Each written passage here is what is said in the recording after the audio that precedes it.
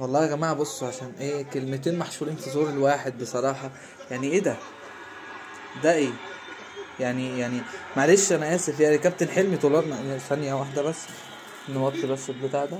يعني كابتن حلمي طولان طلع كده من كام يوم، عمل بودكاست جميل جدا. فكان بيتكلم على كابتن حسام حسن، وبيقول ايه؟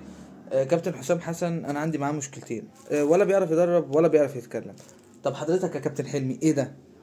يعني احنا لا عارفين نلعب ولا عارفين نأدي يعني ولا ماسكين كوره. يعني انا ما اعرفش الفرقتين ما بيلعبوش تقريبا. انا ما اعرفش الماتش ما بدأش ولا ده ايه. يعني احنا هنفضل كده لغايه امتى؟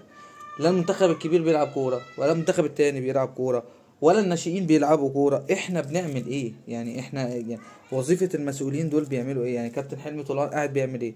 كابتن حسام حسن امبارح كان مبسوط الحمد لله بالقرعه، مبسوط ان احنا وقعنا مع بلجيكا، وبدأ المبررات بدري جدا. يقول لك احنا بلجيكا الثالث على العالم او من اقوى 3 منتخبات في العالم.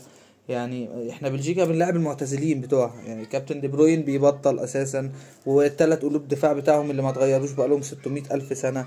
فيعني احنا هنلعب امتى بقى؟ يعني ربنا يستر بس وما نخسرش من نيوزيلندا نفسها. يعني اضعف فريق في المجموعة احنا ممكن نخسر منه.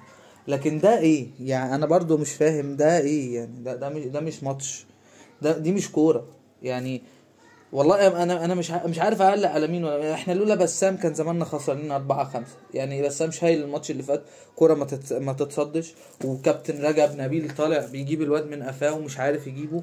ايه ده؟ ايه ده يا جدعان؟ كفايه قرف، كفايه قرف. واستنى بعد كاس افريقيا المنتخب ما يأديش، يروحوا ماشيين كابتن حسام حسن وجايبين كابتن حلمي طولان مكانه بقى. ادينا بقى في الاداء المشرف. احنا هنروح ان شاء الله، يعني هنكسب ايران ونتعادل مع بلجيكا، وكده كده ماتش نيوزيلندا مضمون. يعني كده نيوزيلندا كده كده احنا ضامنينه. فايه؟ ابقوا قابلوني لو فلحنا. احنا هنفضل على الحال ده كده 600 الف سنه بقى. انا نفسي اشوف بلعب كوره، نفسي اشوف مصر بتلعب كوره والله العظيم.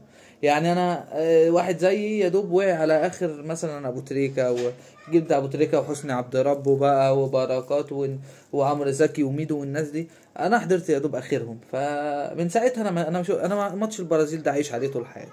والله كلنا عايشين عليه طول حياتنا. وبعدين مش هنلعب بقى كوره؟ مش كفايه كده ونلعب كوره ولا ايه؟ طيب